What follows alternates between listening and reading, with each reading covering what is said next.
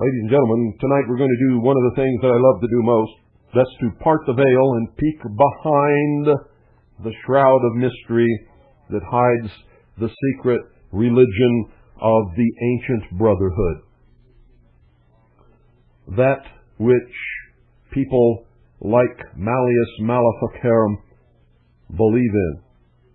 Albert Pike, Alfred Boyd Kuhn, Manly P. Hall, George Bush, William Jefferson Clinton. And you will begin, I guarantee you, if you listen carefully, and if you can think, you will begin to see the light. You see, they believe that the Western world has too long and fatuously labored under the delusion that a pious and devout disposition fulfills the whole requirement of true religion. Not so, they say. Ancient sagacity knew that piety without intelligence or religion without philosophy was insufficient and even dangerous.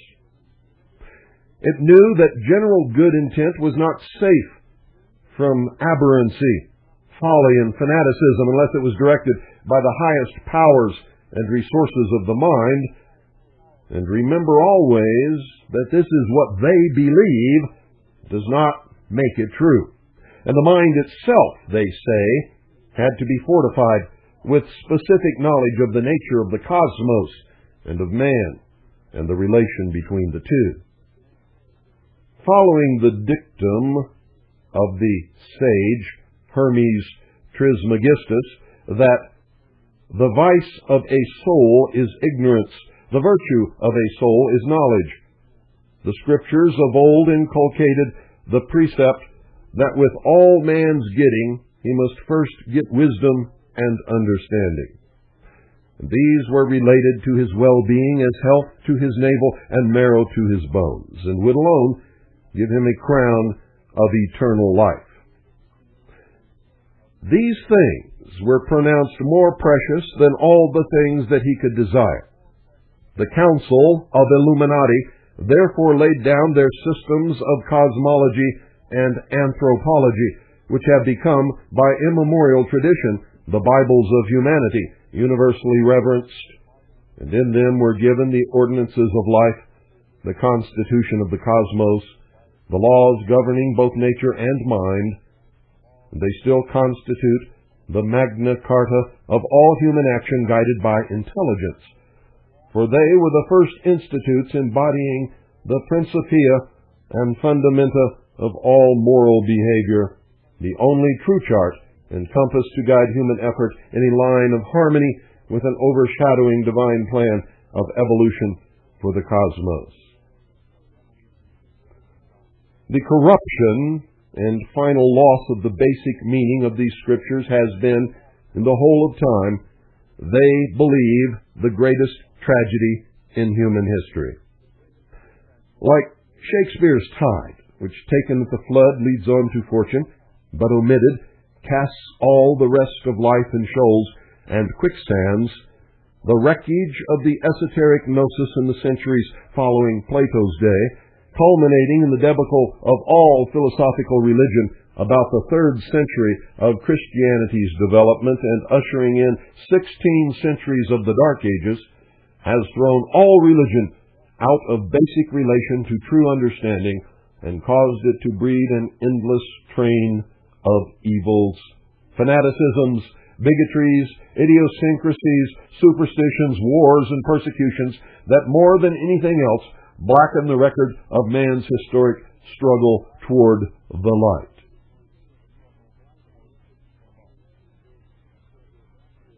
And if you understand that portion of their philosophy, then you know why they hate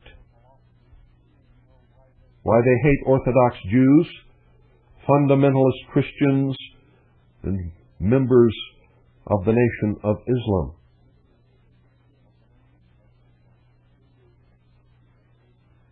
They believe that the most frightful of all historical barbarities owes its incidence directly to the decay of ancient philosophical knowledge, and the loss of vision and virtue that would have attended its perpetuation.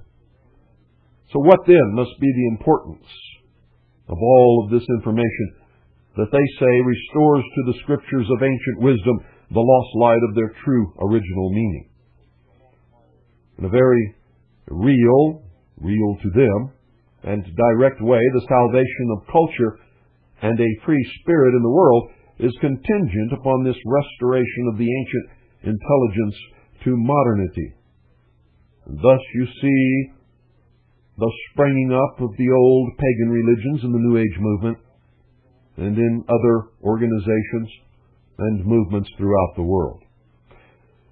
You see, they believe that for man at this age, he's had new and mighty powers of nature suddenly placed in his hands, but yet he lacks the spiritual poise and sagacity to use them without calamity, the message in the movie 2001.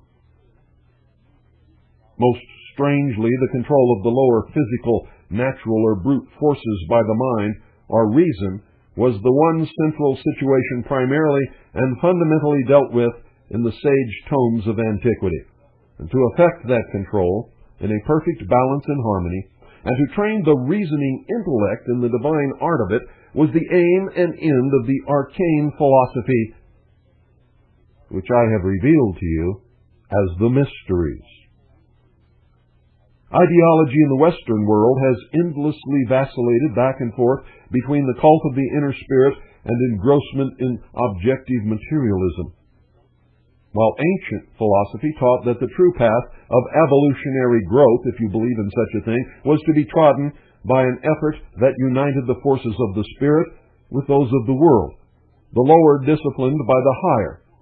The whole gist of the esoteric, or hidden, or secret doctrine was the study and mystery of the powers engaged in working out the evolutionary advance so that the aspirant, or initiate, might be able to align his cultural effort in consonance with the requirements of the problem and the end to be achieved. Without this guiding data and this evolutionary perspective, modern man, they believe, is totally at a loss how to focus his endeavor and is unable to point his direction in line with anything more fixed and basic than his next immediate objective of apparent desirability. In other words, they aspire to social engineering.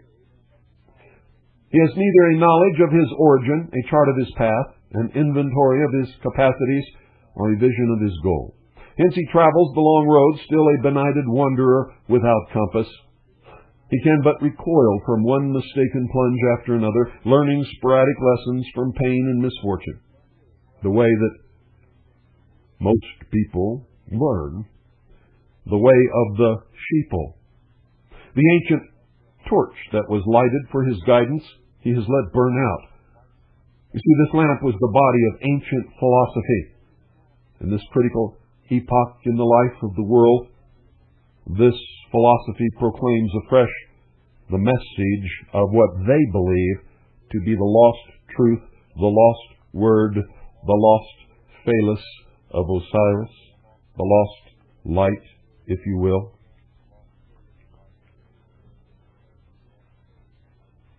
They believe that there were three ancient and long discredited sciences that have had a surprising renaissance in popular fancy and scientific interest. One that I have struggled to teach you for many years is symbolism. The other two are alchemy and astrology, which are absolutely worthless and useless to any and all of you without a knowledge and a deep, abiding knowledge of the first, symbolism. You see, you read the alchemical works as if they were literal truths, but they are esoteric tomes bearing a hidden message. And astrology is the great metaphor of the hidden religion of the mysteries. And they never used it to foretell the future. That was for the profane, the uninitiated, the ignorant, who believed that a great happening in the sky would foretell some great happening on earth. Astrology has particularly come into a general vogue, but ladies and gentlemen, on a basis which still inclines conservative positivism in science and scholarship to regard it as allied closely with popular superstition. In its predictive or fortune-telling aspect, it is generally looked at askance, because that has absolutely nothing to do with it. It is, in fact, a hoax, a con job. The ages-old machinations of what we used to call mediums today are more likely called psychics or channelers, but nevertheless, hoaxes they are, and con men and con women who happily take your money, listen to you talk a little bit, and then from that read your present and your future. Anyone who understands human nature can do those things. But you see, there's another side on which it has pertinence and value that has not been recognized in the modern revival, and on which perhaps the Mysteries believe is its most legitimate claim to consideration, and this is its function as symbolic theology, as I've been telling you for years. Unquestionably, cosmic operation, cosmic significance lie behind the 12 constellations of the zodiac and the 36 or more other stellar configurations. The planisphere, or chart of the heavens, was doubtless the first of all Bibles, pictorially edited, since man could not write and had no printing presses, and since over a period of time oral history tended to be changed or forgotten.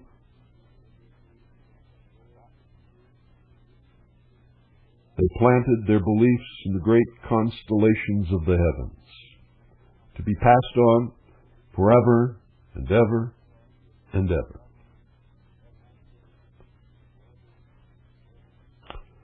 Not quite simply and directly, but intrinsically, all Bibles are amplifications and elaborations of the original volume of ideography, first written on the open face of the sky, charted in the zodiac and heavenly maps, and later transferred to earth and written in scrolls and parchments. Man was instructed to fashion his new body of spiritual glory after the pattern of things in the heavens. The heavenly, or zodiacal man, and a graph of the structure and history of this celestial personage was sketched by the enlightened sages in the configurated star clusters. You see, zodiac comes from the Greek word zodion, a small living image, signifying that it is a graph of the microcosmic life of man, which is cast in the form of the macrocosmic life of the universe, or of God. In the New Age movement, it is known as above, so below. You've all heard it. Man's own small body is a replica of this body of God, made in its image and likeness, according to the beliefs of the esotericism of the secret religion. The vast frame of cosmic man was outlined in the scroll of the heavens, the solar systems and galaxies being living cell clusters in his immense organism, and thus pantheism was born, as they believed that everything was linked and had an effect upon everything else. Thus, squishing an ant as one walked down the road could, they believed, have some effect upon some far distant future.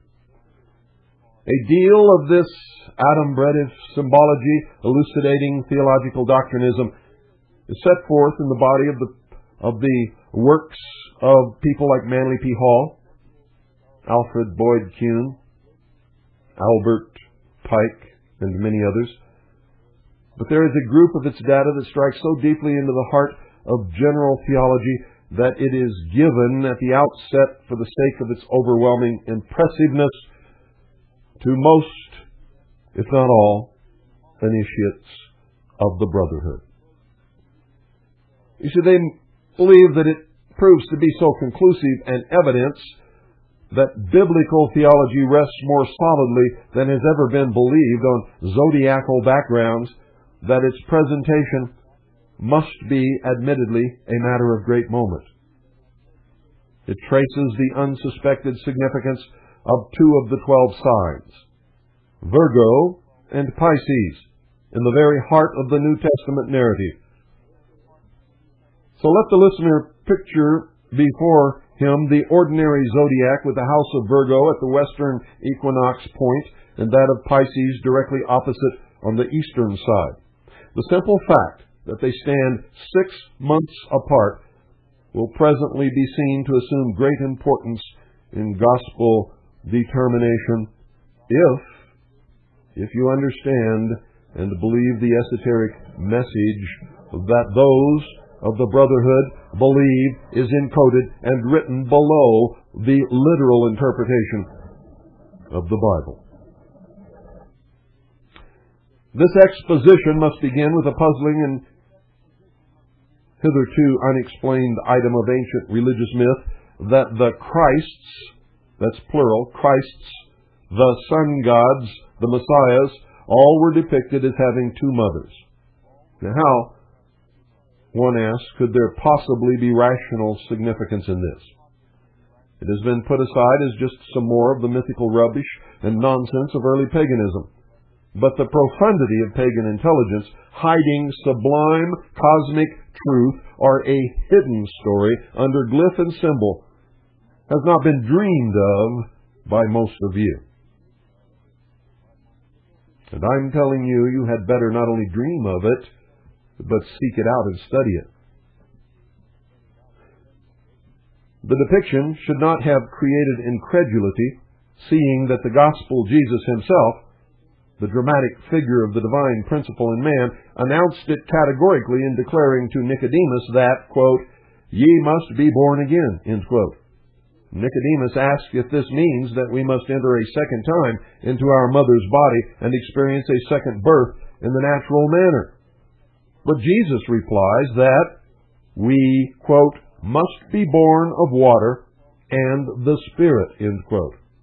Attention must be directed to the fact that the Latin word spiritus, translated spirit in many passages of the Bible, means as well air or breath. One of the great keys to Bible meaning is the series of the four elements of ancient mythicism, which are earth, water, air, and fire. And if you've read anything ever of the alchemists, you are acquainted with those four elements. The body of the physical or natural man was conceived as being composed of the two lower, earth and water, while air and fire, representing mind and spirit, commingled to make the higher or spiritual man. It was never meant to be taken literally.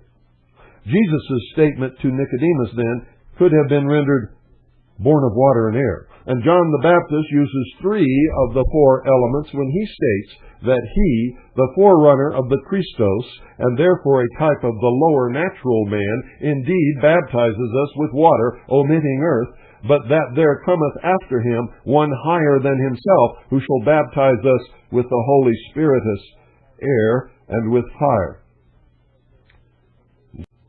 Ladies and gentlemen, as you listen to tonight's lesson in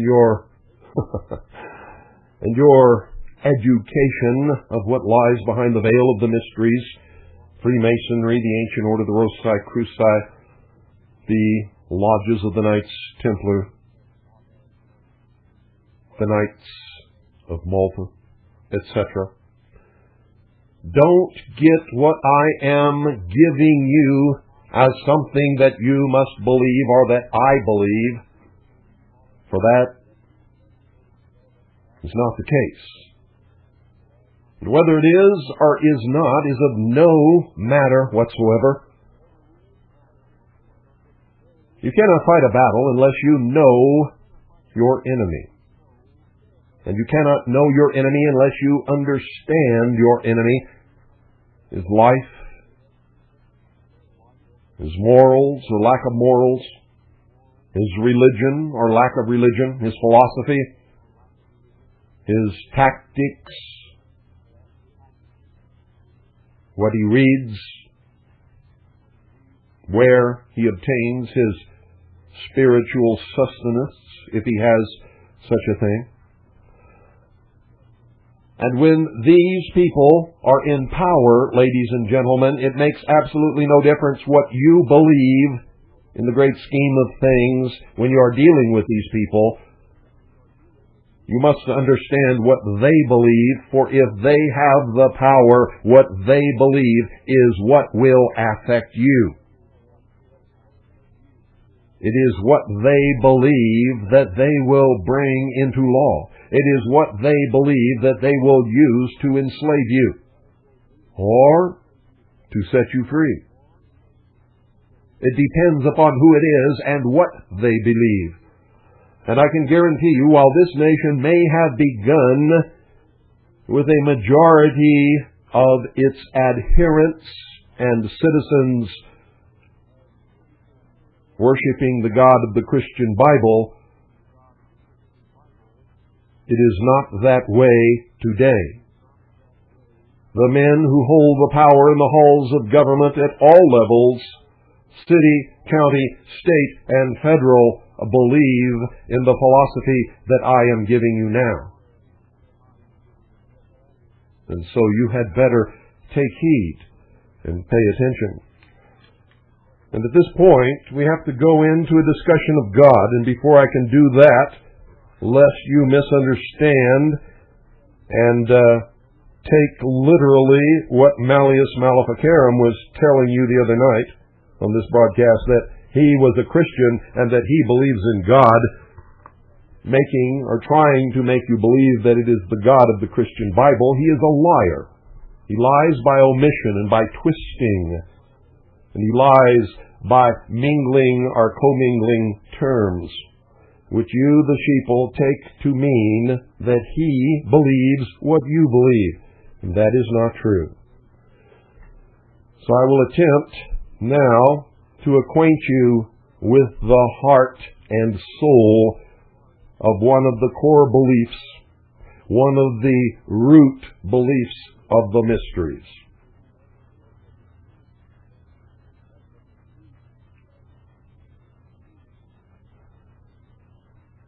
They believe in two fires, the supernal and the infernal. They believe that it is impossible, absolutely impossible, to present the one in entire disseverance from the other.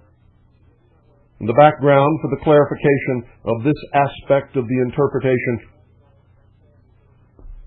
can be readily set up, and I will cover all of that information in subsequent broadcasts. But the whole doctrine of hellfire has fallen so infinitely remote from even the outskirts of the true understanding of what they believe that I've got to set it before you so that you can grapple with it in good earnest now. They believe that the deplorable state of modern exegesis in this segment of theology impels one to a vehement expression of disgust at the harrowing grotesquerie of rendering which a comparison of ancient esoteric meaning with current superstition so readily excites. You see, but this situation has to be evident as a general matter and should need but little reinforcement beyond the revelation of gaping chasms of difference between the old and the present readings. When you read these things, you read them literally. Yet this theology of a hell of fiery torment has suffered such an unconscionable distortion from its primary bearing, and has afflicted the mind of mankind with so outrageous a delusion that every consideration points to the necessity of a vigorous handling in the interests of sanity and social benefit. You see, before Dante wrote his Inferno, nobody ever heard of a devil with a pointed tail and horns and writhing souls burning forever in the fires of hell, being poked by pitchforks and in various manners and ways caused to suffer for all eternity. The perversion of original teaching regarding the lower fire has cast over the collective mind of the Western world the foulest hypnotic obsession which it has ever suffered. The strangling tentacles of this theological devilfish have spread over the whole of Christendom and have compressed the spiritual genius of that segment of mankind into the coldest and most inhumane bigotry known to history. These are their own words, ladies and gentlemen, and I'll tell you where some of it comes from later. You see, they hate you if you are a Christian, if you are an Orthodox Jew, if you belong to the nation of Islam, if you are a Muslim. They hate you, especially if you are a Catholic. They hate you. They believe that for ages the doctrine in its misconceived form has deprived the Christianized world of its reason and opened doors to the entry of every superstition. They believe it has snuffed out the native spark of human brotherhood and brought between man and man the lurid glare of its own devilish mischief. For the fiercest fires of persecution and fiendish cruelty ever lighted upon earth flared out under the impulsion of the fantastic theological teaching that the acts of one's brother may be the impious machination of the devil. They look at it as too gruesome and ghoulish a chapter of horrors to even linger upon. Yet the same philosophical benightedness out of which this atrocious monster of diabolism and demonism has emerged has never to this day been dispelled by the light of wisdom. A more sensitive humanity of the present, sickened by the ghastly spectacle of past tortures and holocausts, inspired by fiendish zeal, has tried to drop the subject as far as possible out of sight, and has imposed a taboo upon its exploitation in religious quarters.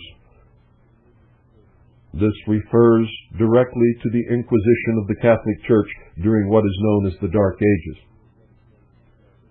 And they believe that the darkness has not yet been dissipated, and the monster is still capable, on provocation, of glaring fiercely out of the murks. And ladies and gentlemen, I must tell you that that monster is real. It is there. I have seen it, and some of you have heard it in the calls made to this broadcast and others. Those who are so religiously zealot that they would burn at the stake again anyone who dared to disagree with their own personal bigotry, their dogma, their religion, their race, even. So there are some things about the mysteries that I do agree with, and that is one. Further, they believe the light that would have enabled the Christian world to descry the beast in his true outlines and character has never been rekindled since it was extinguished about the 3rd century. And those of you who have studied religion know what happened in the 3rd century. That's when they met at the Council of Nicaea,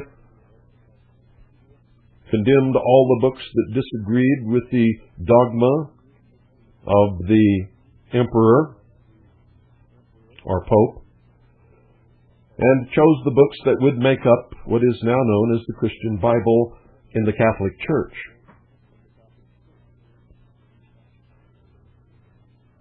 Now, they believe that had that light been available, it would have revealed that the fiery dragon of the pit, and listen to this carefully, folks, because this is one of the key elements of the beliefs hidden behind the veil of the mysteries. It is what Malleus Maleficarum alluded to when he called in on this broadcast that Monday night, when he said that he believed in God and that he was a Christian. This is what he believes. This is the truth of it. You see, but he was speaking in a metaphor even then. He believes that had that light been available, it would have revealed that the fiery dragon of the pit was none other than God himself. His face begrimed with smoke, his features distorted by the grimaces of the beast, through whose eyes he looked out upon this strange world, and his countenance luridly alight with the smudgy flare of the earthy furnace. Many of you have read Paradise Lost. Well, Milton's lakes of seething fire in Paradise Lost are a travesty of truth, unless, as the mysteries believe, it is taken purely as the symbology they are. You see, they believe, Malleus Maleficarum believes, Albert Pike believes, Manly P. Hall believes, Alfred Boyd Kuhn believes, George Bush believes, all of these people believe, William Jefferson Clinton believes, Newt Gingrich believes, Bob Dole believes. They believe Satan is the God himself on earth. They believe Satan is God on earth. They believe that it's incontestable. They believe that it is proven by the very name. The descending God was the light bringer, Lucifer, the bright and morning star, which is precisely the character assumed by the Jesus of the biblical revelation. Therefore, they believe Jesus was Satan himself, God on earth. They believe the Christian devil, the hated serpent of evil, Satan, is Lucifer, the God of light on earth, the bright and morning star, Jesus, Prometheus, the benefactor of mankind, God himself. That's what they believe.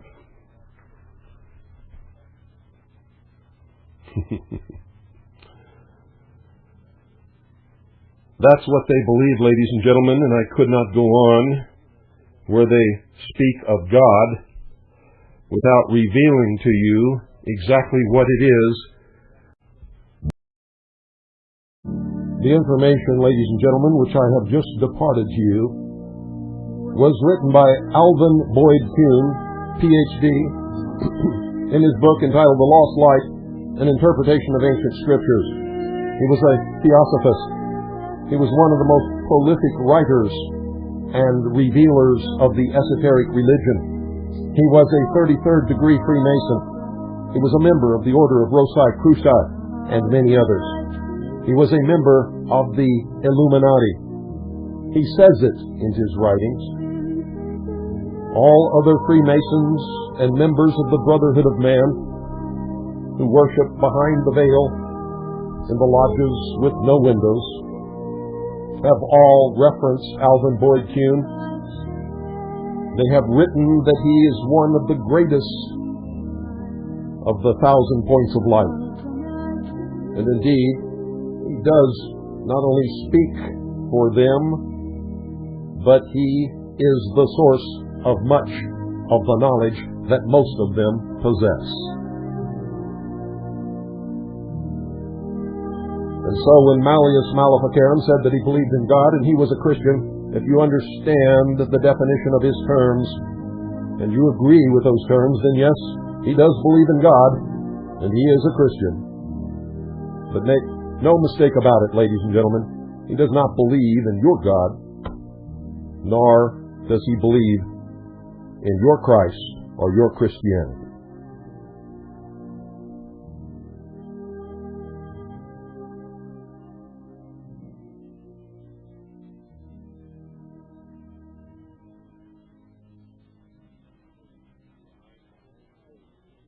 Behind the veil, the 1,000 points of light.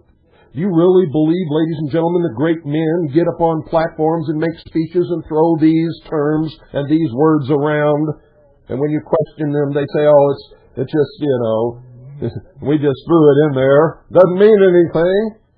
Baloney. Every word that they use, every word inserted in every speech has a great deal of meaning to someone and is placed there specifically to convey a message. When George Bush spoke of the New World Order and the 1,000 points of light, he was talking to his brothers, heralding the dawn of a new age, the new dawn, the age of Horus risen in a new world order, a world where the old religion is to be cast out, where everything is to be cleansed and made anew in the image of the socialist utopian plan for the world. You see,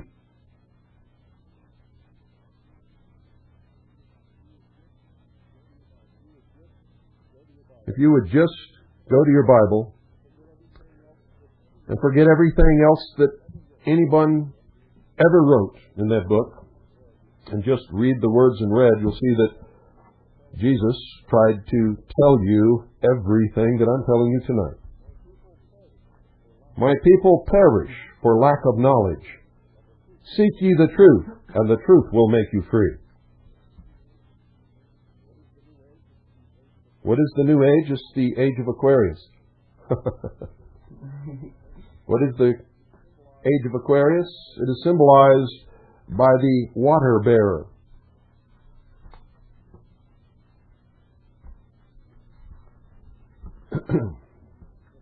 And that has tremendous significance. Now, I'm not telling you to read the Bible to become a Christian or to injure your sensibilities if you're not a Christian. What I'm telling you is there's a message there written in red that no matter who you are or what religion, some of them are religion, or what religion you belong to, there is a message there that if you can see and if you can hear, there's a lot of reference to that in there. And what that means is if you understand the symbolic, esoteric language so that you can read what is hidden below the literal interpretation and stop listening to these maniacs standing up behind pulpits telling you all these lies.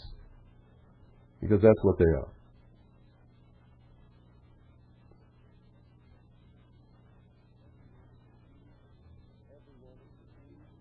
Everyone is deceived, even the initiates and the mysteries. And Albert Pike admits it in Morals and Dogma. He says that at each level of initiation, they are presented with the same symbolic story, but each degree has a different interpretation. So what are they to believe?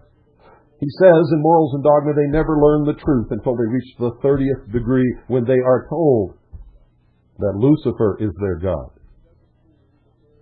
And he doesn't mean that there is a red devil with horns and a pointed tail running around in some hellfire in the center of the earth, poking people in the butt with a spear. It is a metaphor for even deeper esoteric revelations. Whether you believe them or not, you had better learn them, you had better study them, because these people hold the reins of power. These are the people who control the atomic bombs, ladies and gentlemen. These are the people who built the Soviet Union. Now we'll continue, because now we can talk about God in their language, and you can understand that it is not your God they are discussing. See, they believe that since man's spirit is an indestructible fragment of God's own mighty spirit, truly a tiny spark of that cosmic intelligence and love which we call the mind of God, the ancients typified the divine element in man by fire. Remember, I told you that fire is the metaphor for the intellect. And in contrast, the lower or human element by water. The human element. And thus great expanses of water represent large numbers of people. Souls occupying human or material bodies. The fiery soul of man is housed in a tenement of flesh and matter, which is 7/8 water by actual composition. The crossing of rivers and seas and the immersion of solar heroes in water in olden mythologies and the rite of baptism in theology signified nothing beyond the fact of the soul's immersion in a physical body of water, nature in its successive incarnations. You see, they believe in incarnation. They believe in past lives. Lieutenant Colonel James Bogrites believes in past lives. He sent his son for past life regression. He talked about it on the air and said his son in his past life was a soldier just like him. He said that he believes in reincarnation. And in the same breath, out the other side of his mouth, he tells you he's a Christian. I've been telling you for years, James Bogrites is an initiate, a warrior monk of the mysteries, a member of the Knights Templar. He is a Freemason, and probably much more. They believe that man is distinctly a creature compounded of two natures, a higher and a lower, a spiritual and a sensual, a divine and a human, a mortal and an immortal, and finally a fiery and a watery conjoined in a mutual relationship in the organic body of flesh. And in the New Age movement, they take this literally and believe that the soul can actually leave the body and another soul come in and occupy it. They call these walk-ins.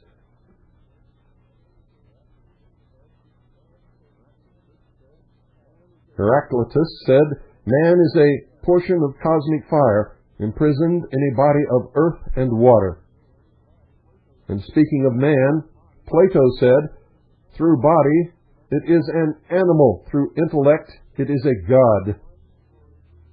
Everyone for hundreds and thousands of years have pondered the meaning of the Sphinx, and no one ever understood exactly what it meant until I told you on this broadcast. The Sphinx personifies this principle in the mysteries. The Sphinx obviously was built by one of the ancient lodges of the mystery religion of Babylon. The Sphinx is put there to remind man that he is an animal who can think. An animal endowed with the fire of intellect, an animal within whose body dwells a soul.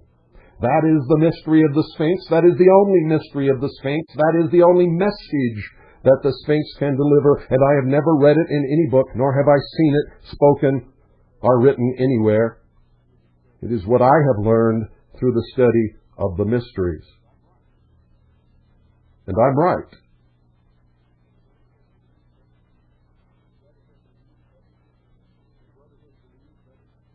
And the Brotherhood believes that this explanation is the truest basic description of man that anthropology can present. They believe that all problems spring from that foundation and are referable for solution back to it. They believe that man is then a natural man and a god. You see? In combination.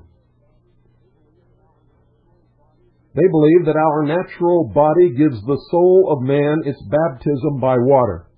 Our nascent spiritual body is to give us the later baptism by fire.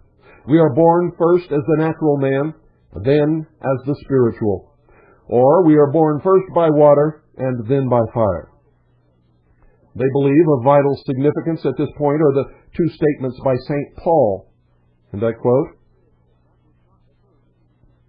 "That was not first which is spiritual, but that which is natural."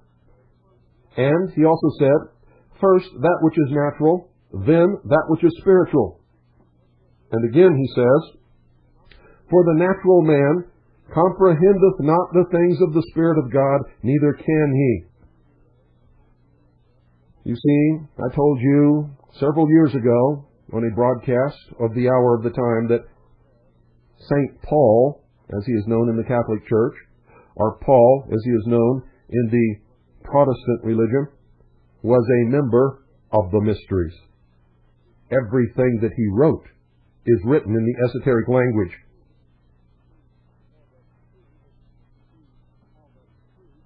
You see, if all that is true, then man cannot comprehend the things of the Spirit of God if he is the natural man. And as Paul says, neither can he. And of course not. For if that is true, he is not yet in that higher kingdom of evolution, and he must be transformed, transfigured, lifted up into a superior world of consciousness before he can cognize spiritual things. They believe evolution will thus transform him and nothing else will, and this is symbolized in the initiation in the lodge, when they are symbolically suffered a death in a coffin and then raised by the grip of the lion's paw and given a new name and thus said to be born again. Christians run around, they go to church, they become baptized, they become a member of a church. Then they fall out of grace, fall out of church, fall away from God, fall away from Jesus.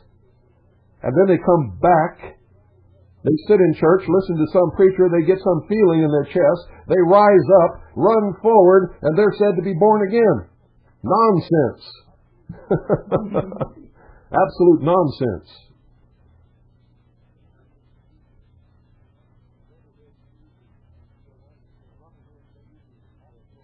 The Brotherhood uses astrological bases for portraying cosmic truths.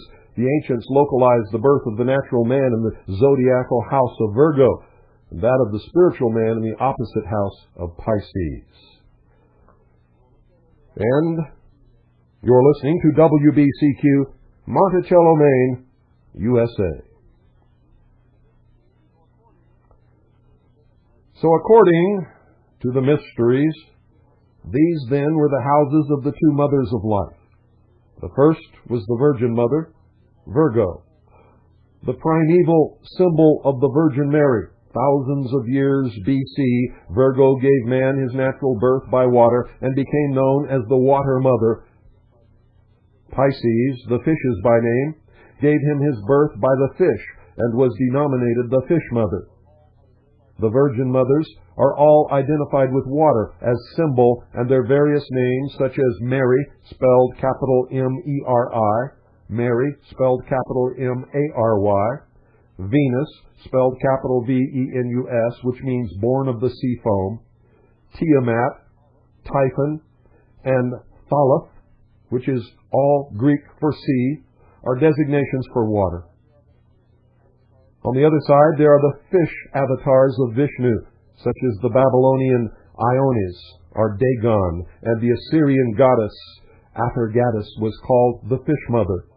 Virgo stood as the mother of birth by water, or the birth of man, the first, of the earth, earthy. Pisces stood as the mother of birth by spirit or fire, or the birth of man, the second, described by St. Paul as the Lord from heaven. Virgo was the water mother of the natural man. Pisces, the fish mother of the spiritual man. And so, eventually there must be brought out an unrevealed significance of the fish symbol in the zodiac and in mythical religion. For it is of astonishing import, you see, in the mysteries. Water is the type of natural birth because all natural birth proceeds in and from water, even human. All first life originated in the seawater according to the theory of evolution, which came right out of this philosophy from the mystery schools preached to the world by a brother of the Illuminati known as Charles Darwin. The fish is a birth in and from the water, and it stands patently as the generic type of organic life issuing out of inorganic. The fish typifies life embodied in a physical organic structure. Organic life is born out of the water and is the first birth child of the water mother. And if organic life is in turn to become mother, its child will be mind and spiritual consciousness, son of the fish mother. In brief, water is the mother of natural physical being, and organic structure becomes the later mother of divine mind. Remember, ladies and gentlemen, we do not tell you what to believe or how to believe it. We tell you the truth so that you can find your own way out of the darkness, so that you can find the truth, and so that if there truly is a light,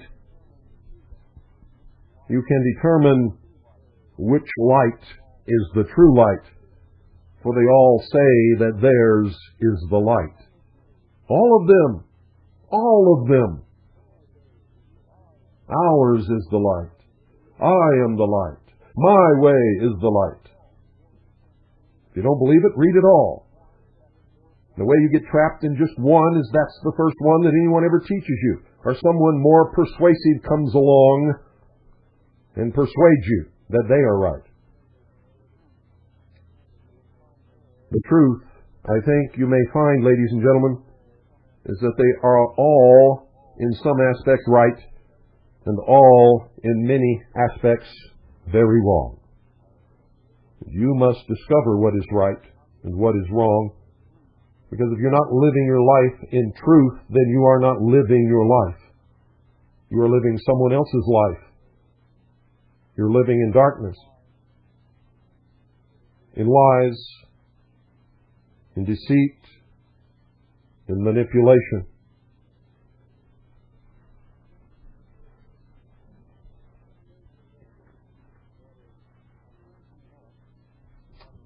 Now, strangely enough, water is the type, ladies and gentlemen, of another thing which is still more germinal of life, namely matter. According to the mysteries, matter is the virgin mother of all life in the aboriginal Genesis. According to the mysteries, all things are generated in the womb of primordial matter, the old genetrix of Egyptian mythology.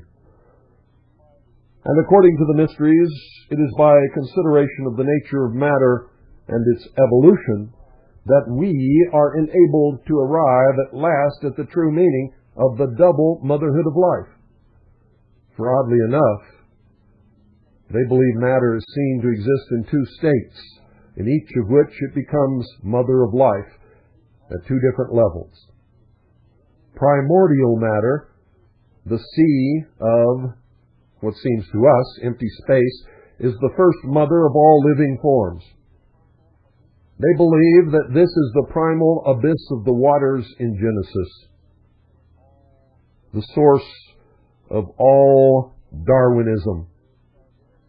The Latin word for mother is our very word matter with one T left out, spelled M-A-T-E-R. And how close to matter is water.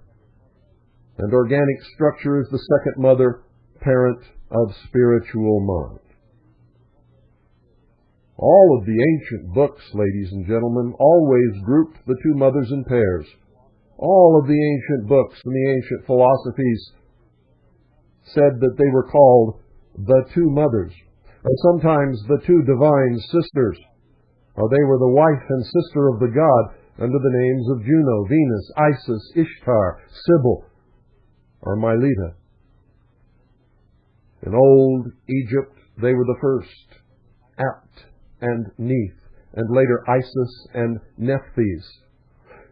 Massey, the great esotericist, relates Neith to Net. Net. You heard us discussing the netters the other night. Not many people upon the face of this globe understand what it was that we were discussing. Not many people upon the face of this earth have ever heard the name netters as applied to a group. And it took me many, many years of study to figure out exactly who were the netters and what did it mean. Massey relates Neith to net, in effect, fish net. And in the Bible, it talks about the apostles casting their net into the sea. Clues to their functions were picked up in the great Book of the Dead.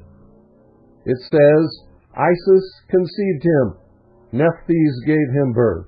Or, Isis bore him, Nephthys suckled him, or reared him. The full sense of these statements was not discerned until they were scrutinized in the light of another key sentence which matched them. In the Book of the Dead it says, Heaven conceived him, the Tuat brought him forth. With this came the flash of clear insight into the mystery. For that which is to eventuate in the cycles of evolution as divine mind in an organic creature, man, is aboriginally conceived by divine ideation in the innermost depths of cosmic consciousness, or in the purely noumenal world, or again in the bosom of infinite spirit, where spirit is identical with pure, undifferentiated matter. Now that's a very difficult concept to grasp, but it is mirrored in the Egyptian statement that Isis conceived him. Matter in its invisible, inorganic state was the womb of the first conception. Isis is virgin, in effect pure matter, or matter sublimated to spiritual tenuity. The Tuat, on the other hand, is really earth, as the type of physical matter, or matter organic, aggregated into substantial forms, called by us physical matter. It is matter as substance, constituted and existent in the visible world in structural forms. You see, ladies and gentlemen, Isis was matter subsistent as empty space, and Nephthys was atomic matter, constituent of visible structural forms.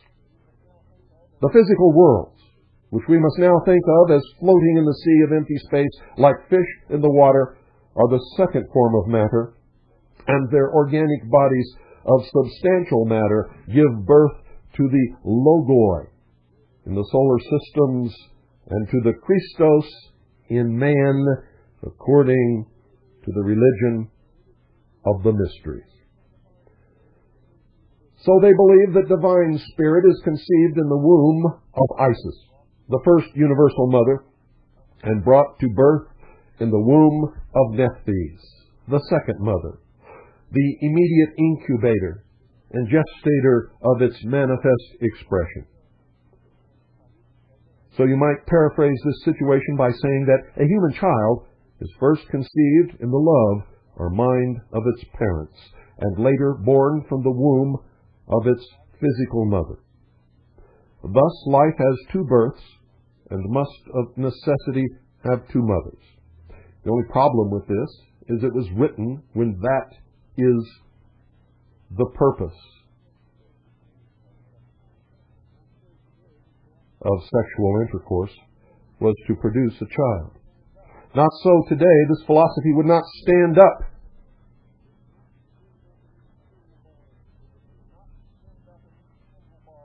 Would not stand up in any single bar in this nation. Because children are conceived every day without love, without thought, without mind of its parents, and indeed, after that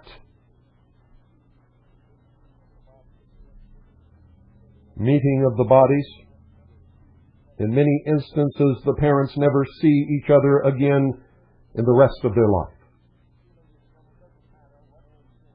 You see, ladies and gentlemen, it doesn't matter what you believe. It's all flawed in some part. All of it. All of it.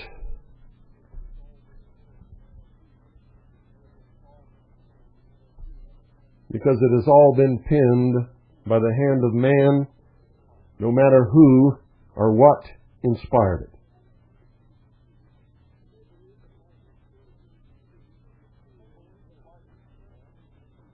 So they believe that life is spiritually conceived and materially born, or man may be said to be born as a natural creature from spirit into matter, and born later as a spiritual God when he emerges from his baptism in the water of the body and re-enters the bosom of his Father.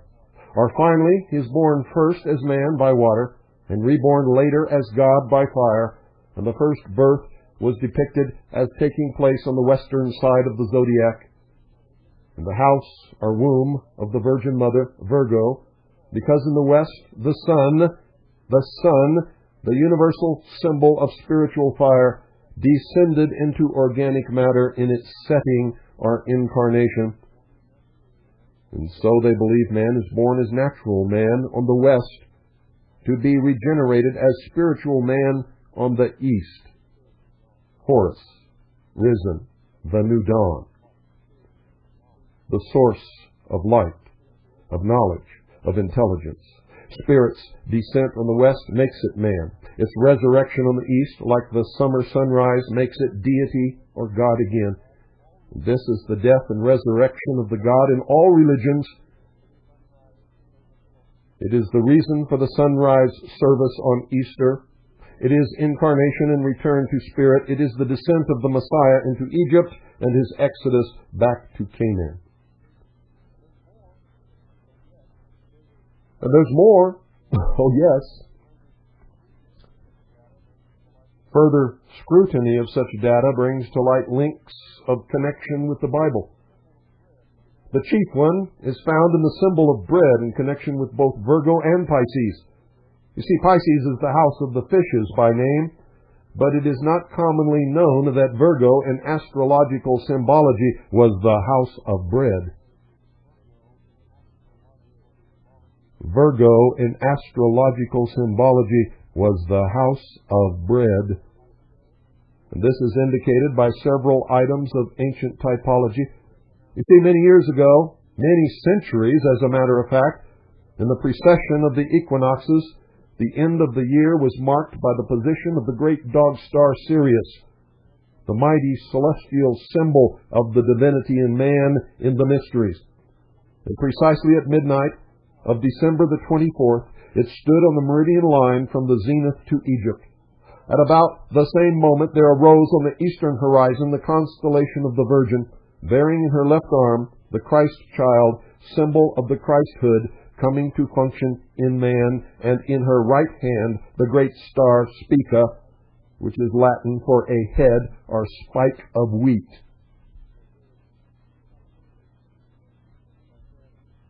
As in spike training. Symbol of that same divinity coming as celestial food for man. Wheat. Bread. It must ever, ladies and gentlemen, be remembered that the gospel Jesus told us we had virtually to eat his body as food and drink his blood if we would inherit eternal life. So typism represented him as coming in the form of man, the babe Christ, and as food for man, the wheat. John speaks of the Christ principle in the words, quote, "This is that bread which came, this is that bread which came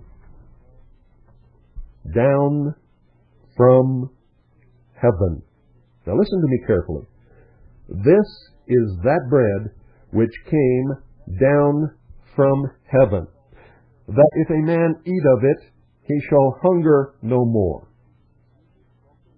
Ladies and gentlemen, Jesus broke a loaf into fragments and gave to his disciples, saying that it was his body broken for them.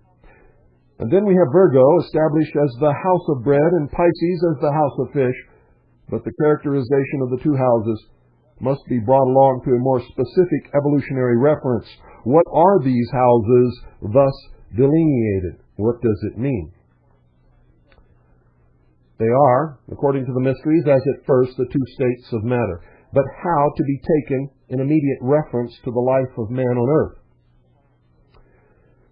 They are, in the final stage of the meaning, man's body itself, which consists of matter in both its invisible and its visible forms.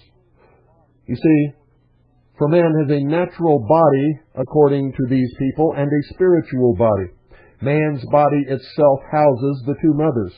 The body is this double house of bread and of fish. And the next link is seen when it is considered that this physical body is for the soul the house of death, and in its regenerative phase, the house of rebirth.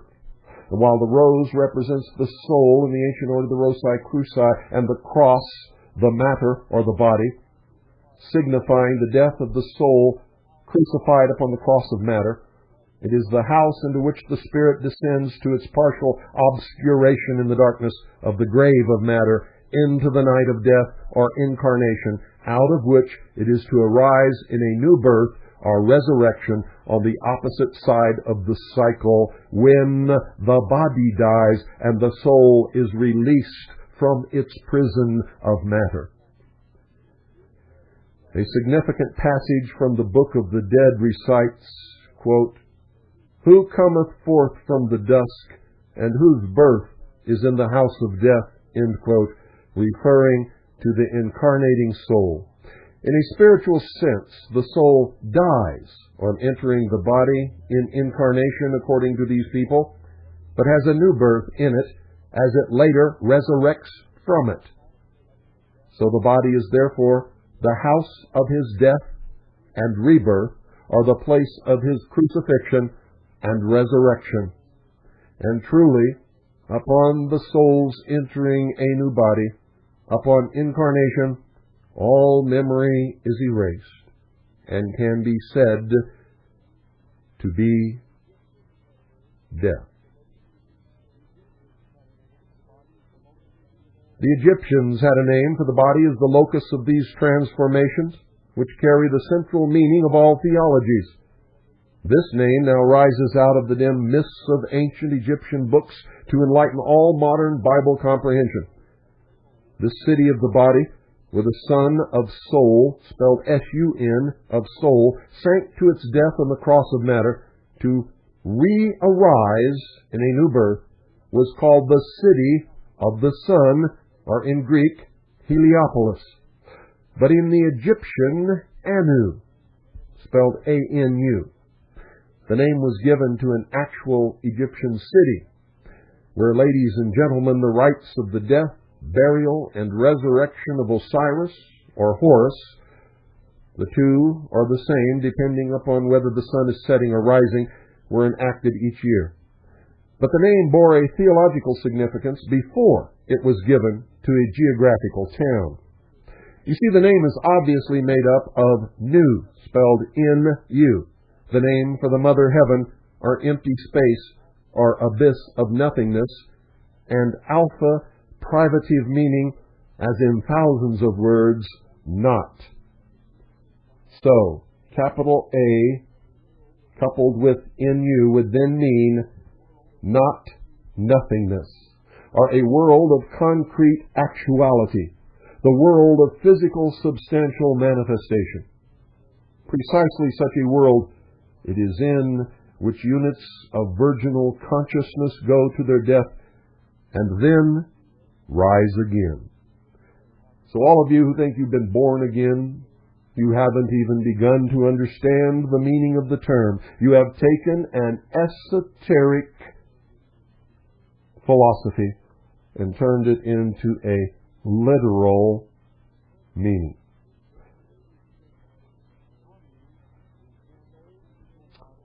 Anu is then the physical body of man on earth. The soul descends out of the waters of the abyss of the Nun, N-U-N, or space in its undifferentiated unity, which is the sign and name of all things negative. The Nun is indeed our none, spelled N-O-N-E, or nothingness. Life in the completeness of its unity is negative. To become positively manifest, it must differentiate itself into duality, establish positive-negative tension, and later split up into untold multiplicity. And this, they say, brings out the significance of the biblical word multiply. Life cannot manifest itself in concrete forms until it multiplies itself endlessly. Unit life of deity must break itself up into infinite fragments in order to fill empty space with a multitude of worlds and beings of different natures. The primal sea, or mother, must engender a multitudinous progeny to spawn the limitless shoals of organic fish worlds. This, ladies and gentlemen, in the mysteries is the meaning of the promise given to Abraham that his seed should multiply till it filled the earth with offspring countless as the sands of the seashore. And if life was symboled by bread as the first birth, and by fish as the second, then we might expect to find in old religious typology the allegory of a Christ figure multiplying loaves and fishes. So are you surprised to find that the Gospel Jesus does this very thing, multiplying the 5 loaves and the 2 small fishes to feed a multitude? You see, this could be astonishing enough in all conscience, but it yields in wonder to the next datum of comparative religion, which came to our notice as a further tie between the Bible and antecedent Egyptian mythology. Who among you can adequately measure the seriousness of the challenge which this item of scholarship presents to gospel historicity? For a discovery of sensational interest came to light when a passage was found in the Book of the Dead which gave to Anu the characteristic designation, quote, the place of multiplying bread, end quote. And here, in the long silent tomes of old Egypt, was found the original, the prototype of the miracle of the loaves and the fishes in the Gospels of Christianity. And the meaning, never before apprehended, had to be read into this New Testament wonder. And at last, we were instructed to catch in the miracle the sense that the physical body, as Anu, was the place where the corpus of the Christ's deific power was broken into an infinite number of fragments and distributed out among a multitude of creatures in hungered after a 3 days fast or deprivation of the food of spiritual life in their sojourn in the 3 kingdoms, the mineral, vegetable, and animal, before reaching the plane of mind. And here are all the elements of the inner meaning of the Christian Eucharist, the broken but multiplied fragments of the body of the God distributed to feed hungry humanity. And as humanity is composed of 12 groups of divine conscious units, there were gathered up 12 baskets of fragments, and this episode of the Christ's ostensible life is found to be Egyptian in origin and meaning and symbolic in character. And indeed, Christ was written about and spoken of and celebrated long before the Christ of Christianity ever appeared upon this earth. And that, ladies and gentlemen, is where we're going to leave you for tonight, because that gives you more than enough to think about. Now, I want to tell you once again, it doesn't matter if you believe this or not, or if I believe it or not. It matters not at all. For those who have the power in the world today believe it. They believe it. And if they believe it, it will affect all of us, whether we believe it or not. What we believe makes no difference except in our own lives. In the world. Can you hear me all right, Bill? Sure can. Great. Hey, I want to say you guys got a tremendous signal here in central Indiana on your new station. Well, good. I was listening to your the reading or whatever it was you were doing earlier this evening about the mysteries and what these people believe, and I wanted to take like a specific example. One evening or a while back, you mentioned Ted Gunderson. Yeah. And the thing that I'm having a little bit trouble with biting off is it would seem to me that it would be very difficult for people like Gunderson or Clinton or whoever you want to choose that they would actually believe the stuff. Why? What? Now, see, this is what I don't understand. What religion do you belong to? Christian. Christian? Do you think it's any more difficult for them to believe that than for you to believe that God was born in a human body of a virgin mother on this earth and offered himself up to be crucified on a cross in order to absorb and take away sin from all people who, after that, believed in him? Yeah, I do, and the reason is that I think there's more tangible evidence of biblical Christianity in nature, in nature and the world itself. You're missing the whole point. See, you believe it. So it's easy for you to say that.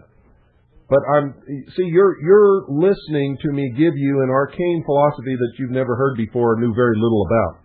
And so for you it's difficult to believe. Imagine yourself somebody from somewhere else who never heard of Christianity. Do you think it's any easier for them to believe your religion than it is to believe what you heard on here tonight? Well, I see what you're saying, that belief is belief, and ultimately each person's going to believe what they've either heard or what they want to believe. That's right.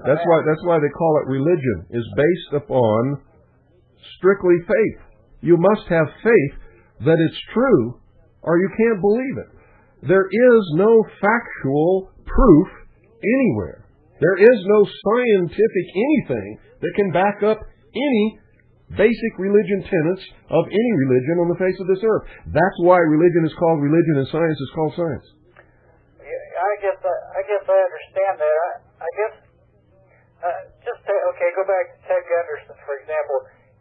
You know, he's a pretty logical guy, or he seems to, yet he's going around the country spouting off about this hydrodynamic bomb that he claims blew up Oklahoma City, when it's obvious that a person with a brain can look at General Parton's report and determine that columns that are a certain distance from the center of a blast had to have shaped charges put on those columns. Absolutely. Right. I mean, you don't have to be a genius to figure out what Parton is saying there, that the theory that it was done by one bomb is a bunch of crap. Absolutely. It's obvious. But how can a guy like Ted Gunderson go around the country ignoring that evidence and spreading this other theory? Is he actually know what he's doing, or is he a dupe, or Well, you have to ask Ted Gunderson that. Well, Ted's not going to tell me the truth. Well, you don't know that. You haven't asked him yet. You never know. You never know till you ask him.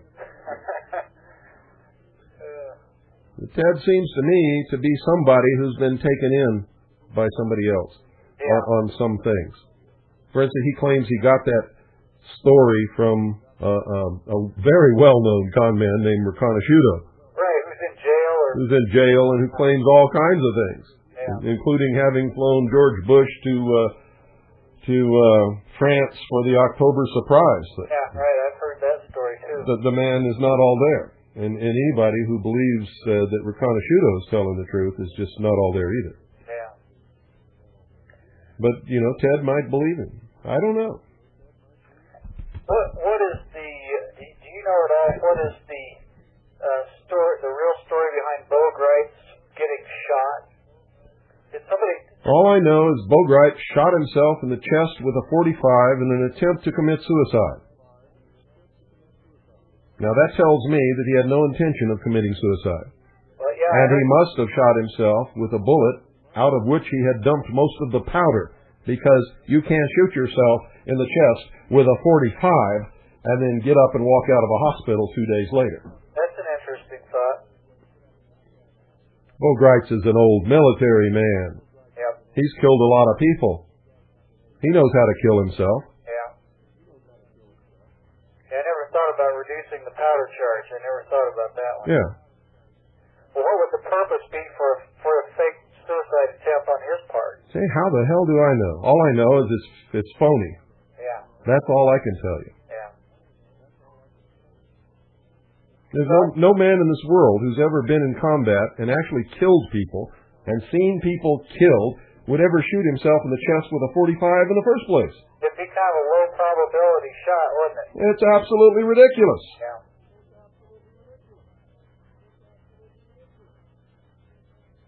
You know? Well, it looks like I'm going to have to go back and do some more studying. That's what it comes down to. Yeah. And remember, I wasn't trying to attack your religion as a Christian. I was trying to get you to look at it because you expressed surprise that somebody would believe what you heard early on this broadcast. But, many other people would express surprise that you or I would believe what we believe. Well, the reason I express surprise is that part of the reason that I subscribe to the Christian religion and believe in the Christian religion is because it seems like, amongst other things, there's a great deal of tangible evidence for it. It's not just a matter of faith. There's quite a bit of, if you compare what the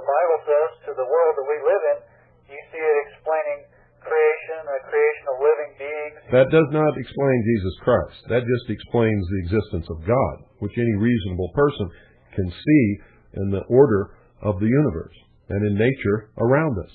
That's easy to see, but to believe in Jesus Christ and what He represents to Christians and what they believe He was and did and what the end result was of that action is, you can't see that by looking around in nature. That you either have to believe or discard altogether. Yeah, I guess that element of it is strictly an element that you have to take on faith. I agree with you there. Yes, and that's what makes Christianity Christian.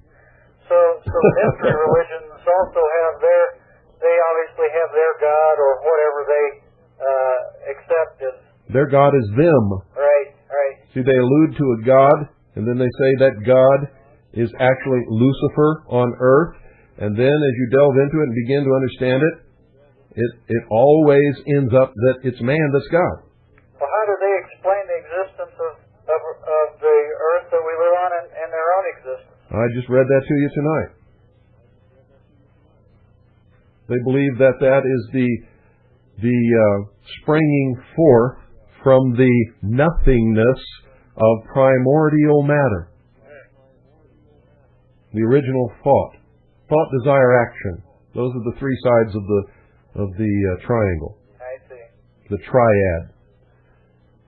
So I guess the trilateral.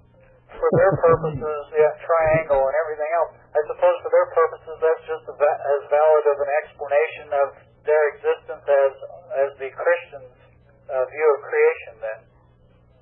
Yes, they don't believe that there's some old guy with a long beard sitting on a throne up in heaven who waved his arm and said that there be light and grabbed up some dust and breathed air into it and made man. Right.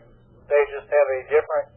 In fact, they would say that what I just told you was absolute nonsense. Right. They attribute it to some other process. Yeah, they attribute it to the manifestation of an original thought which created in its being or bringing forth primordial matter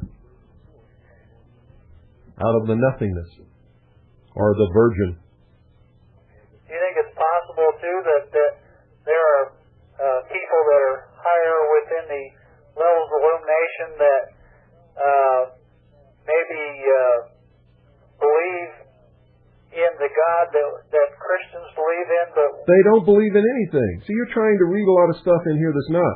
All of this stuff that I gave you tonight is how they attract initiates, is how they build their organization, is how they lead their followers around by the nose. At the highest level, they don't believe in any of that. They don't believe there's a God. They don't believe there's a Satan. They don't believe there's a devil. They don't believe anything. Well, I guess they believe that man is here, and man, if he uses his intellect, can conquer it all. I guess what I'm questioning that thesis on the basis of the Bible's teachings concerning the. They don't believe in the Bible. They believe the Bible is an esoteric tome that's been mistranslated, abused, and misused by people throughout history, and that it was originally put together as a political manipulation of the Roman emperor, who at that time was the Pope, in order to rule the world. It was a merger of church and state, the cross and the crown.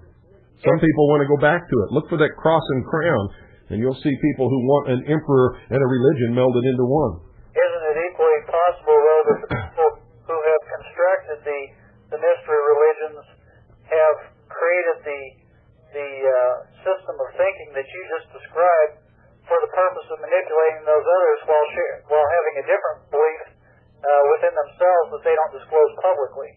No, this is an ancient religion. This religion existed long before Christianity was even a spot in anybody's mind. Yeah, I understand that. I understand that it goes back to the very dawn of man as far as we can identify. It started with the first guy who saw Prometheus strike a tree and start a fire, and he grabbed a branch and learned how to keep it going. And he learned to manipulate and control others with this knowledge, and he told them that there was something mystical or religious about it. He became the first king and the first priest.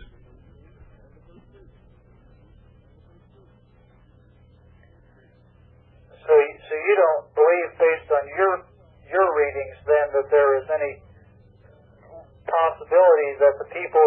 I just told you. At the highest level... You can ask me that question a million times, you're going to get the same answer. No. Okay. At the highest levels, they believe in man and man's intellect. Right. They believe that when you die, nothing happens. You just turn to dust. Well, what is the motivation for them continuing this movement then, generation after generation after generation? It's to conquer death.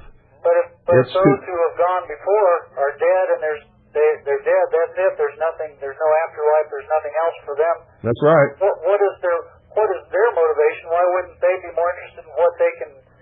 I told you a while ago. It's how they're attracted into these things. They don't get promoted to the top and learn the ultimate truth unless they're worthy of handling it. And by then, they're so hooked into the system, and they have so many blood oaths under their belt, they couldn't get out if they wanted to. They have no choice but to further the plan. Socialists and communists and people at the highest levels of the Illuminati do not believe in God or Satan. They believe that man is God, or that man is becoming God is a more accurate term for it. And that when they conquer genetics and they learn the last secrets of science, they will have a race of people, or leaders, as they call it, who will keep a slave race like us alive just to serve them, and they will live forever, conquer the universe, rule over matter and the whole known system. What then is our role? As you said the other night, we're to resist it. To what degree are we to resist it? I mean, there's a lot of things that we could be doing right now that we as a society or as patriots or however you want to label the different people that are interested in this type of thing. There's different things we could be doing, all the way from education all the way up to active civil war. What is the... I've told you 100 times, civil war is out of the question. Restoration is what we must be after. And by that you mean the restoration of our constitutional form of government? Restoration of constitutional republican government, yes. Okay. That's the most perfect, best, most promising, most freedom-granting government that's ever existed on the face of this earth, and I've never seen anything better. The reason I'm asking you these questions is because I listen to your broadcast and I read Veritas, but sometimes it's hard to put all these questions together. I don't know why. I've led you with a personal example. I'm willing to give my life. How far should you go? Well, how bad do you love, or how well do you love freedom? I'm willing to give my life. I've already stuck my neck out. Long ago I stuck it out. Right. I knew my fate was sealed years ago. Yep. I'm willing to give my life because I know something. I know a secret that most people just can't seem to grasp. If you're not willing to give your life for freedom, you cannot be free. You cannot have it. You will never be free. Yep. Because it's easy to take it away from you. They just send a couple of guys up, big, brawny guys with muscles, with guns, or with baseball bats, and they say, you're either going to do what the hell we say you're going to do, or we're going to kill you. If you're not willing to die for freedom, you have just become their slave. That's correct. Well, you see, I'm willing to die for it. I think probably... If they came up to my home and took my daughter and put a gun to her head and say, you do what we say or we're going to kill her, you know what I'd say? You'd say, go ahead and kill her and I'll deal with you guys later. That's exactly what I would say. Yep. I would say kill her. But I would spend the rest of my life hunting them down. Absolutely. And I would kill them and all whom they belonged to. Well, I think that kind of spirit was a lot more obvious to people who lived in the year 1776, and it's kind of been bred out of us now, and I think it's just now beginning to, be realized again. Yeah. But you see, there's some people out there who would say, you were wrong. You let them kill your daughter? Man, I'd do whatever they said. Not understanding what they have just committed to. Yep. They have committed to become a slave and commit their children to slavery because they did not have the courage of their convictions, nor do they believe in anything worthwhile enough that they're willing to give the ultimate sacrifice so that it will prevail for further generations down the line. It's basically selfishness, isn't it? Yeah. That's what makes me more dangerous than anybody who would fight for world government or fight for this arcane bullshit philosophy or the United Nations flag or the Freemasonic Lodge or any of that crap. Because I'll die for my beliefs, and they won't. Yep. They're all cowards. That's why they hide behind lies and manipulation. They don't have the courage of their convictions to stand up and state their convictions and march to fight for them. No. They're manipulators, liars. Our brothers against us to fight. Yeah. Hold on just a second. Right. And it is out of the way, so we may continue now. Does that give you a little better understanding? I've always led the charge. I've always given an example. I've never asked anyone to do anything that I would not do at our conferences. I have never eaten a bite of food until everybody there was fed. I believe if you're going to be a leader and you're going to ask somebody else to do something, you must be prepared to do it twice before they. I agree with you, and what you've said is helping me to understand. It's a lot of information, and like I tried to say earlier, sometimes I only get it in bits and pieces. Oh, I understand. And it's hard to put it all together, but I'm headed in that direction. Yeah, and forgive me if sometimes I'm not as patient as you might wish me to be. I've been at this for many, many years, and sometimes I find it absolutely frustrating when people cannot grasp what I know so well. You've only read 10,000 books, but I haven't. Yeah, I know. I know, and I become very impatient because I want so much for people to understand and come out of that enslavement and that mental vacuum that they live their lives in for most of their lives. Yes. And I know exactly how that is because I lived most of my life that way before I began to quote, see the light, end quote. All right. Well, thanks, Bill. I've enjoyed talking to you. You're welcome. Thank you for calling. 520-333-4578 is the number. Where are you, Mike Nostrada? You keep telling me you're going to call. I haven't heard from you yet. I bet he sat up in his chair when he heard that. Good evening. You're on the air. Bill, I've got a note stuck to my forehead. Oh, really? Rabbit stew. Yeah. No, that's not it. Okay.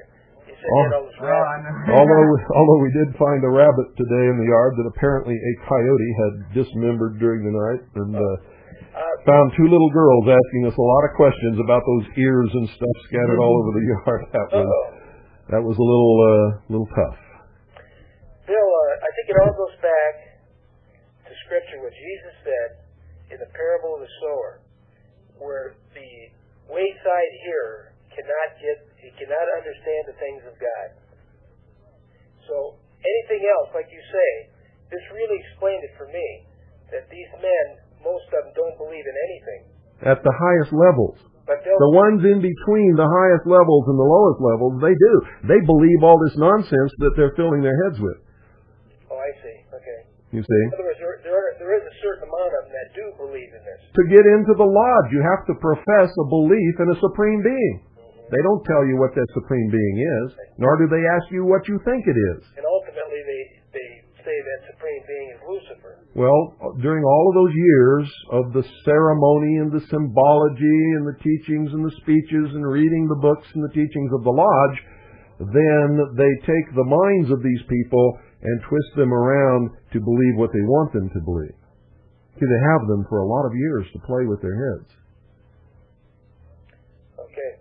Well, it's very interesting.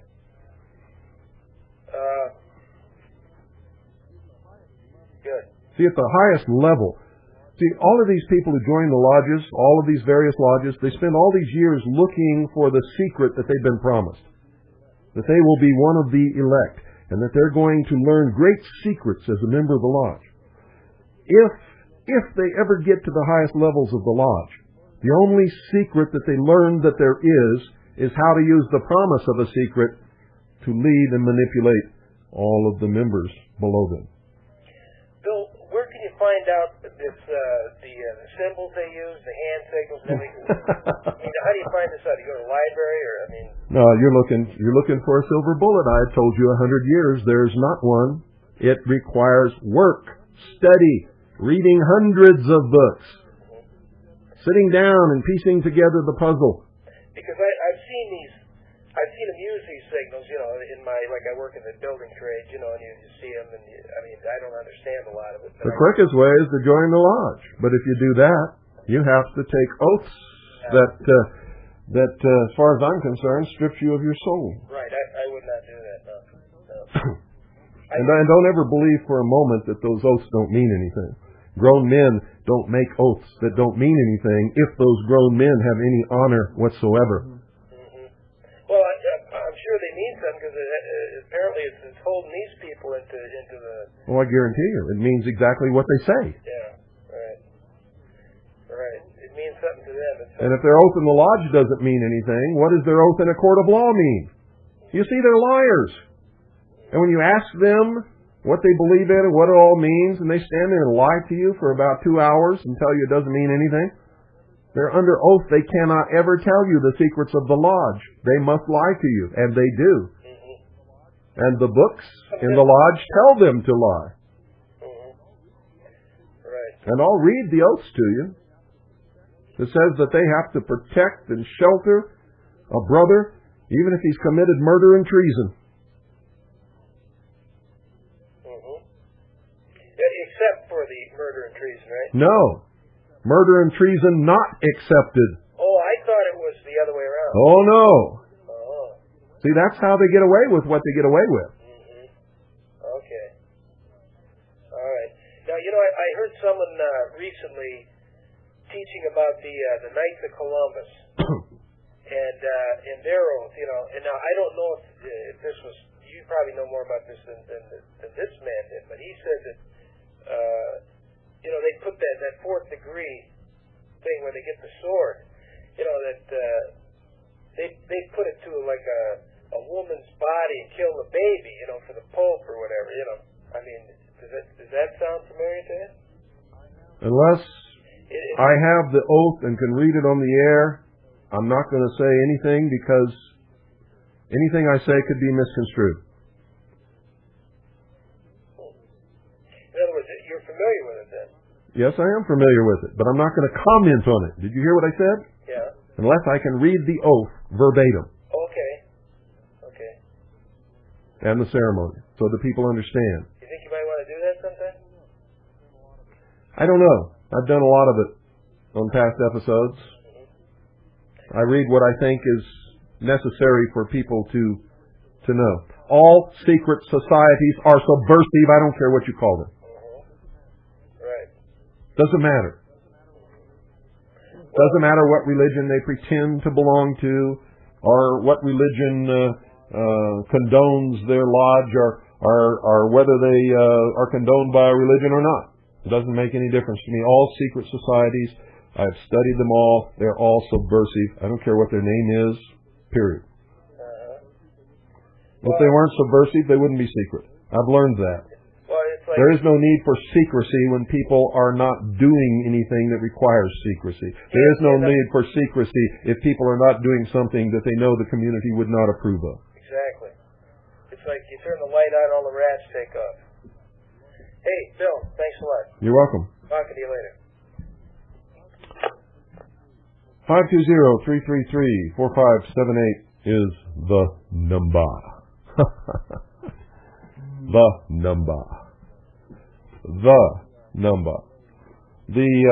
the way, the little lesson that I gave you at the beginning of the broadcast tonight was taken from The Lost Light by Alvin Boyd Kuhn.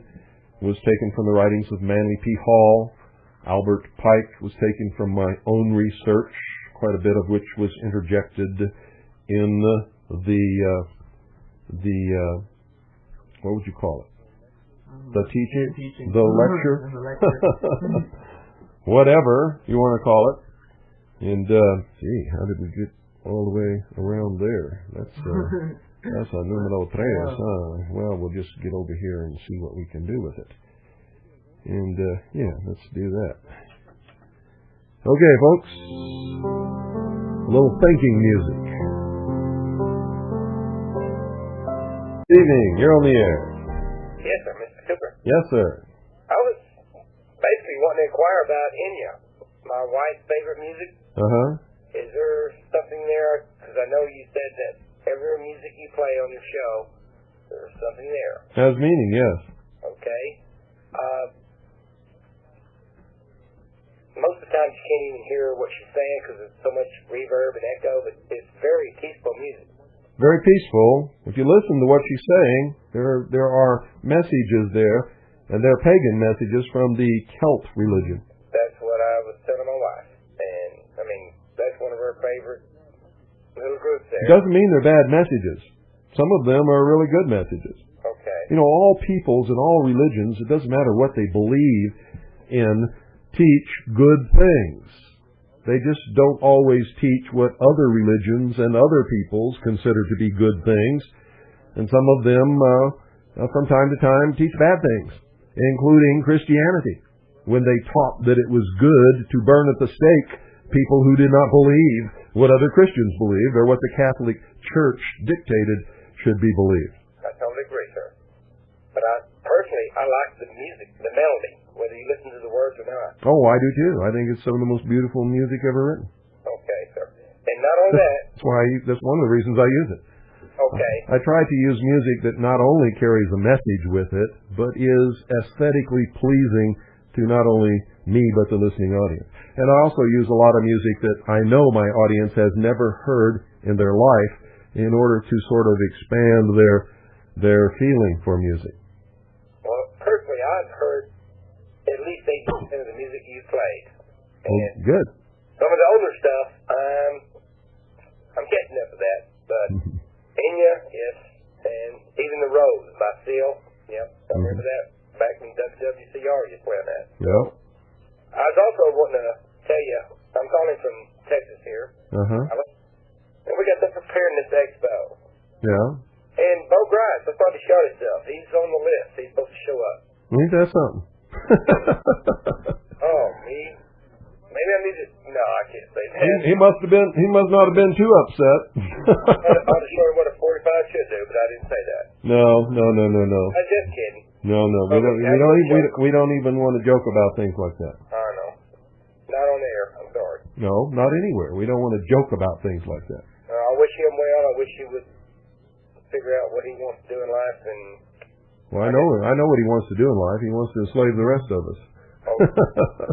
Well, okay, sir. Well, I appreciate it. My wife was interested because it's been Enya every song, and that's her favorite band.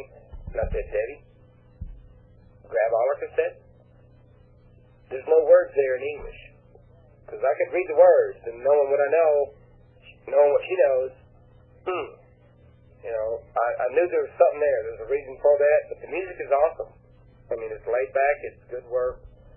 But, yep, I guarantee you, if anybody can understand a word she says, because there's so much reverb and everything else, and speaks and whatever. Well, you can if you're listening to it in your home on your own CD or tape player. You're listening to it over shortwave. I mean, you're lucky to understand what I say half the time. Well, that's true. But at the same time, we have all our cassettes, but they don't put her words in there. You know, like a lot of bands actually put their... Oh, well, you need to sit down and concentrate. I don't have any trouble hearing what she says. And you also have to understand that on a lot of the music that she does, she's not singing it in English. She's singing it in Old English or Celtic. Celtic, yes. That's what I was saying. I'm telling Debbie that you watch. It'll blow your mind. If you really knew what she's saying, you might have a different perspective, but the music she loves, and I like it too, you know. But that's just music. I don't think there's nothing evil with music, per se. But depends on the intent of the person who wrote it, what it says, and who it's aimed at. Exactly. But you have a right to... There's a modus operandi there. Yeah. You're correct. I just wanted to double check that because I've never understood a word she ever said. So, but I like her laid back music. So I will relate that to my wife, 15 years, very happily married. And you are a blessing there. And Joel, hey, I wish you the best, and you're a good apprentice. Pay attention to this man. Mr. Cooper is woken me up in what I thought was freedom. And I thought I was ahead of times, and all of a sudden I hear this one. So I want to congratulate you people and continue on. I'll support you all I can. Thank you very much. Right, thank you. Have a good night. Thank you for calling. But, you know, it doesn't make any difference. If there is a birth certificate, you are owned by the state. You are a human resource. And they can pledge all of your work and productivity to back the national debt. Yeah, I've been learning about it. That's why, in 1933, they instituted the Department of Human Resources and began the requirement that all babies born must have a birth certificate, which is then sent to the Department of Human Resources. Okay. But there's a way to get around all that, or revoke all that, isn't there? Oh, there's a way to get around all of it. Yeah, it's all fraud, you see. You cannot be held to a contract, the terms of which were never explained to you. You did not enter into it willingly. Also, in a matter of a birth certificate, you are not a party of the contract because you did not sign it. You were not even of age to be responsible to enter into a contract. See, they scam people. They lie to us. They cheat us. They defraud us of our birthright. And it's all done by sneaky, underhanded lies. Because that's the kind of people they are. They are scum, puke-faced, lying, manipulating cowards. It's quite a shock to learn all this stuff. Sure it is. It was a shock to me. Yeah. When I found out I'd been serving a system that was enslaving me for most of my life, I was incensed. Absolutely incensed. I was so angry you wouldn't even believe how angry I was. I jumped in a bottle of scotch for a couple of weeks. Yeah. Well, it'll take me a little while to get out of this stuff, won't it? Yes, it will, but you can do it. And as a last resort, if they absolutely refuse to let you out, you can do what I've done. You can say, my rights come from God, not from you. I refuse to bow to your tyranny. I refuse to pay your tribute. And if you come against me and mine, I will defend myself with what the Founding Fathers gave me as a last resort against tyranny. And I'll die on my doorstep rather than to submit to you scum. Like Braveheart. You don't go out and kill them. No. You defend your Creator-endowed rights against them should they come to kill you or take your property. That's what we all must do. If every single person in this country would take that stand and take their stand with and for their neighbor, it would be all over. And we would have the restoration of Republican constitutional government. Yeah, if we all woke up, right. Unfortunately, most people are cowards. Yeah. Seems to be the state. Well, we've been dumbed down, too. Dumbing down is no excuse for cowardice. No, that's true. Once you've received the truth, if you continue to live in the fantasy, that's cowardice. But that's up to you. Yeah, right. Understand. Well, I appreciate what you do. Thank you. Thank you. And thank you for calling. 520-333-4578. We've got enough time for, I don't know, a couple more calls, whatever we want to do, I guess. The next, however many, whatever it is. Good evening. You're on the air. Good evening, Bill. Yeah. I'm calling from Texas. Just got back from a lecture in Port Arthur, Texas. It was former President of Poland, Lech Walesa, Yeah. I believe. And earlier this week, in a town not far from there, Beaumont, Texas, I saw Shimon Peres. Uh-huh. And it's Oh, you wrote me a letter about all this. What's that? Aren't you the one did you write me a letter about some of this? No, actually, I called either late last week or earlier this week. Oh, okay, that's what I'm thinking of. Go yeah, ahead. and I got to see both of them. I took some notes, and it's weird that well, I guess it's not weird. They both seem to talk about the same thing. Shimon Peres kept mentioning, of course, he said democracy about 30 times, but he kept mentioning about what he was talking at a university, and he said he wanted to talk to the young people. That's one reason he came here. He talked about that they need to get ready and start changing their way of thinking about things. Of course, he mentioned globalization a whole lot. Yeah. Well, you know what he believes in. Oh, yes. And I made a copy of a page out of your book, and I'm a teacher. I teach at a middle school. I'm trying to work my way up to teaching political science in high school. But anyway, I made a copy out of your book of, you have a copy from a Look magazine, 1962, of David Ben Gurion. Yeah. His view of the world in 1987. Uh-huh. Now, next to that, I put the biography that they gave us at the lecture of Shimon Peres, how he was handpicked in his 20s to be the Minister of Defense of Israel by David Ben Gurion. Uh-huh.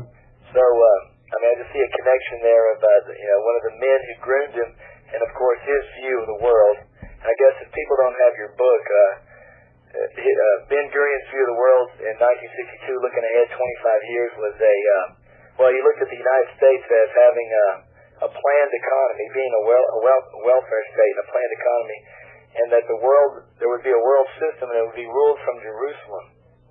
And they would build a temple, I can't remember the wording, a shrine of the prophets. Yeah.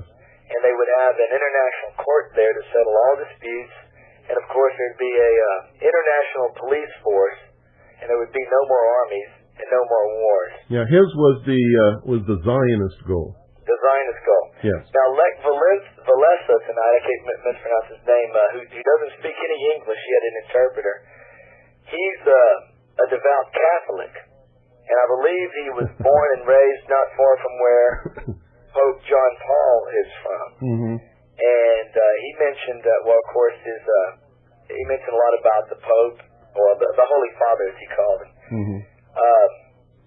And he mentioned how the Holy Father traveled to Poland when it was under communism and talked to the workers, and the Holy Father brought the truth. He said that several times to the interpreter. Now, remember, the truth from the Holy Father.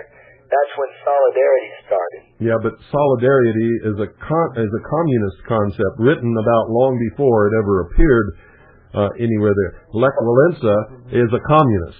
Well, you can't be a communist and be a Catholic at the same time. Okay. Communists do not believe in God or Jesus Christ or anything else. But communism is atheism. But they do believe in world government, and so does the Pope. Right. That's the key. Pope does. Now, what's funny is I have a book, I mentioned it the other night, about J. Edgar Hoover's study of communism, and I was sort of perusing it right before the lecture, and I got to the point where Karl Marx in the Communist Manifesto, one of the last slogans or lines is, workers of the world unite.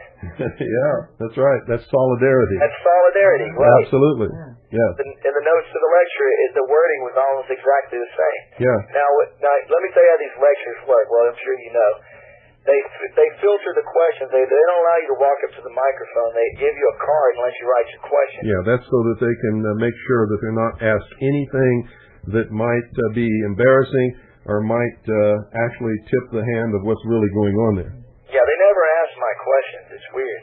But anyway, but Walesa said this, because these were all such softball questions, about, how great you were in solidarity. And he said to the interpreter, now he has he's got a really good sense of humor. But he said to the interpreter, what are you scared to ask me some hard questions? So the college professor filtering the questions there, he even said, what is this, some kind of censorship? And so he read a hard question, and it was I don't know who it was, the auditorium was packed, but they basically said, well, your ideas of this globalism, you sound like a socialist. And that was basically the question, and Walesa went into this long spiel to basically talk about how evil communism was, and he basically, then in the last sentence, he said, I am not a socialist. But I tell you what, everything he said sounds like he's... Well, he is a socialist. He's also a communist. He's also a liar. Yes, that's what I was trying to tell people. And what's very interesting, there was a man who made his way to the microphone now, and I noticed on his arm a tattoo. And this man had white hair, and he looked European. And he made his way to the microphone, and of course, you know what that tattoo was. It was a 5-digit number. I didn't see it. How could I know? Oh, I'm sorry. I have the picture in my mind. But what I'm saying is, when you see an older man with white hair and he's got a 5-digit number on his arm, I mean, you think of a concentration camp survivor. That's what I was trying to say. Could be, but not necessarily. Not necessarily, okay. But he got up and he spoke Polish to Walesa. Uh-huh. And then he spoke English, too, and the interpreter spoke. And he basically said, you know, I'm from a place not far from where you're from, and I have property there, but it was taken away from me. And then he mentioned, and I ended up in, started in Auschwitz and ended up in Buchenwald, I believe you pronounce it. Buchenwald. And he was a concentration camp survivor. Yeah. And he's been in America since 1945. And I talked to him right after the lecture. And I heard him talk to somebody else. And what struck me was they were asking what they thought of Walesa, and he says, I don't see eye to eye with this man. He's talking about one thing, and he goes, what I really am about is what I've got from being here in America is freedom. And that's something he doesn't understand. That's right. And so I had to talk to this man. He was very interesting. He's been here since the 40s. He got a sponsor to send him over here to Texas, and he says he was telling people about freedom. Yeah. And he didn't go see Shimon Peres because he doesn't see eye to eye with this man either. Yeah, I've got to cut you off and get in the last comment here. Most people who immigrate to this country from other countries come here for freedom. And when they get here, they can do this one right here. Okay, folks, good night. God bless each and every single one of you.